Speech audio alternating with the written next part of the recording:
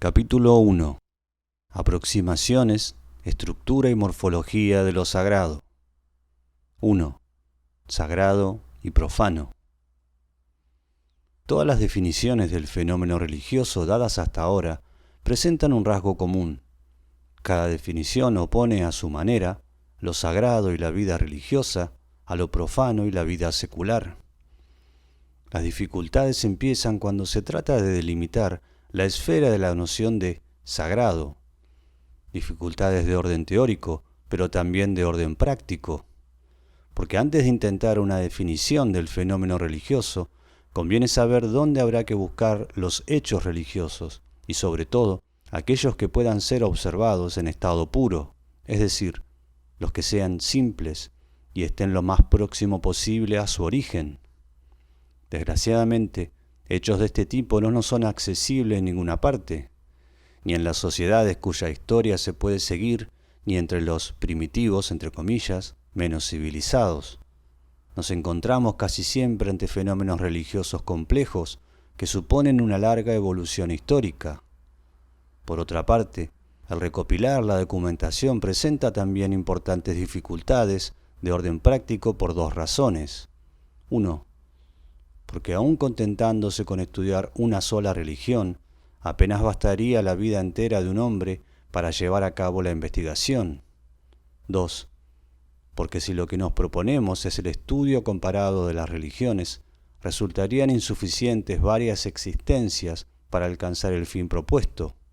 Ahora bien, lo que nos interesa es precisamente este estudio comparativo, el único que puede revelarnos, por un lado, la morfología cambiante de lo sagrado y por otro, su devenir histórico.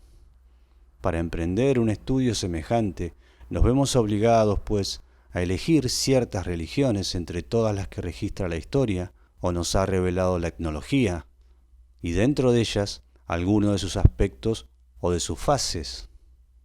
Esta selección, por sumaria que sea, es siempre una operación delicada. En efecto, si queremos delimitar y definir lo sagrado, necesitamos disponer de una cantidad suficiente de sacralidades, es decir, de hechos sagrados. La heterogeneidad de los hechos sagrados que turba desde un principio llega poco a poco a paralizarnos, porque se trata de ritos, de mitos, de formas divinas, de objetos sagrados y venerados, de símbolos, de cosmogonías, de teologúmenos, de hombres consagrados, de animales, de plantas y de lugares sagrados, etc. Y cada categoría tiene su morfología propia, de una riqueza exuberante e intrincada. Nos encontramos así ante un material documental inmenso y heteróclito, ya que un mito cosmogónico melanesio o un sacrificio brahmánico no tienen menos derecho a ser tomados en consideración que los textos místicos de una Santa Teresa o de un Nichiren, que un tótem australiano, un rito primitivo de iniciación, el simbolismo del templo de Barabudúr, la vestidura ceremonial y la danza de un chamán siberiano, las piedras sagradas que encontramos por doquier, las ceremonias agrarias, los mitos y los ritos de las grandes diosas, la instauración de un rey en las sociedades arcaicas o las supersticiones vinculadas a las piedras preciosas, etc. Cada documento puede ser considerado como una hierofanía en la medida en que, a su manera, expresa una modalidad de lo sagrado y un momento de su historia, es decir, una experiencia de lo sagrado entre las innumerables variedades existentes. Cada documento tiene para nosotros, en este punto, un valor inestimable por la doble revelación que nos hace. 1. Revela una modalidad de lo sagrado, en tanto que hierofanía. 2. En tanto que momento histórico, revela una situación del hombre respecto de lo sagrado. He aquí, por ejemplo, un texto védico que se dirige al muerto. Abro comillas. Arrástrate hacia la tierra, tu madre. Ojalá te salve ella, de la nada. Cierro comillas. Rigveda 10, 18, 10. Este texto nos revela la estructura de la sacralidad telúrica. La tierra está considerada como una madre, telus mater, pero al mismo tiempo nos revela un cierto momento de la historia de las religiones indias, el momento en que al menos un cierto grupo de individuos atribuía a esa Telus Mater el valor de protectora contra la nada, valor que caducará con la reforma upanishádica y la prédica de Buda. Volviendo al punto de partida, todas las categorías de documentos, mitos, ritos, dioses, supersticiones, etc., tienen para nosotros su valor, si lo que queremos es llegar a entender el fenómeno religioso. Esta intelección se realiza constantemente dentro del cuadro de la historia. Por el mero hecho de encontrarnos en presencia de hierofanías, nos encontramos ante documentos históricos. Lo sagrado se manifiesta siempre dentro de una situación histórica determinada. Las experiencias místicas, aun las más personales y las más trascendentes, están influidas por el momento histórico. Los profetas judíos deben mucho a los acontecimientos históricos que han justificado y apoyado su mensaje. Están en deuda también con la historia religiosa de Israel, gracias a la cual pudieron formular ciertas experiencias, etc. Como fenómeno histórico, no como experiencia personal, el nihilismo y el ontologismo de ciertos místicos mahallánicos no hubiera sido posible sin la especulación upanishádica, sin la evolución de la lengua sánscrita, etc. Lo cual no quiere decir en manera alguna que cualquier hierofanía o cualquier experiencia religiosa sea un momento único, sin repetición posible, en la economía del espíritu. Las grandes experiencias no se parecen solo por su contenido, sino muchas veces también por su expresión. Rudolf Otto ha encontrado semejanzas sorprendentes entre el léxico y las fórmulas del maestro Eckhart y las de Sankara. El hecho de que una hierofanía sea siempre histórica, es decir, se produzca siempre en situaciones determinadas, no invalida forzosamente su ecumenicidad. Hay hierofanías que tienen un destino local y otras que tienen o adquieren valencias universales. Los indios, por ejemplo, veneran un árbol llamado asvata. La manifestación de lo sagrado en esta especie vegetal es para ellos transparente, porque para ellos es el advata una hierofanía y no simplemente un árbol.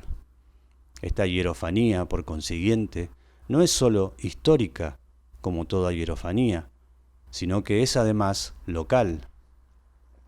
Pero los indios conocen también el símbolo de un árbol cósmico, Axis Mundi, y esta hierofanía mítico-simbólica es universal.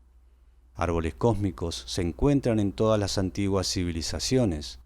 Hay que advertir que el Advaita es venerado tan solo en la medida que incorpora la sacralidad del universo en continua regeneración, por lo cual quiere decir que se le venera porque incorpora, participa o simboliza el universo que los árboles cósmicos de las distintas mitologías representan.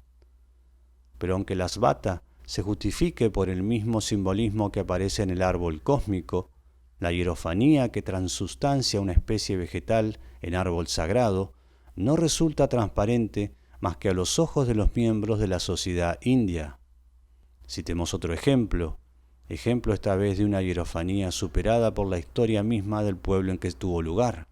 Los semitas, en cierto momento de su historia, adoraron a la pareja divina integrada por el dios del huracán y de la fecundidad, Baal, y por la diosa de la fertilidad, sobre todo de la fertilidad agraria, Belit.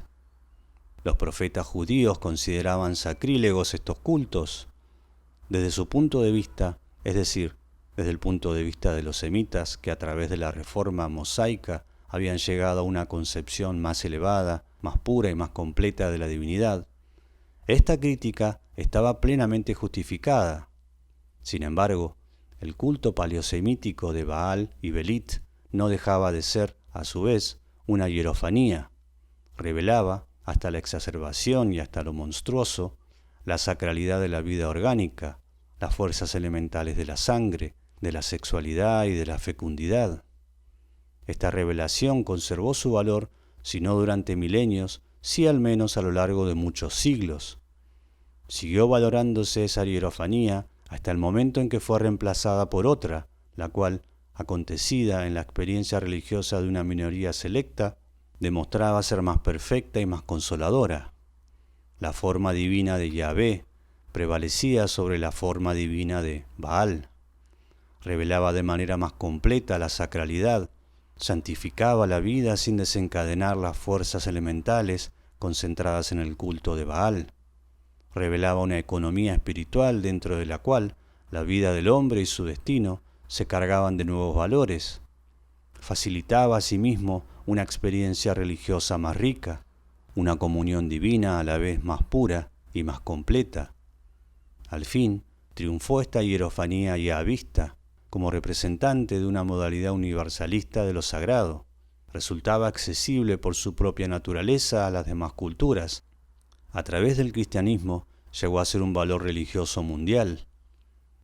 Hay por consiguiente hierofanías, ritos, cultos, formas divinas, símbolos, etc., que son o llegan a ser así multivalentes o universalistas. Otras siguen siendo locales e históricas, inaccesibles a las demás culturas, cayeron en desuso durante la historia misma de la sociedad en la que se habían realizado. Mircea Eliade, Tratado de Historia de las Religiones, @ Audiolibro Humano.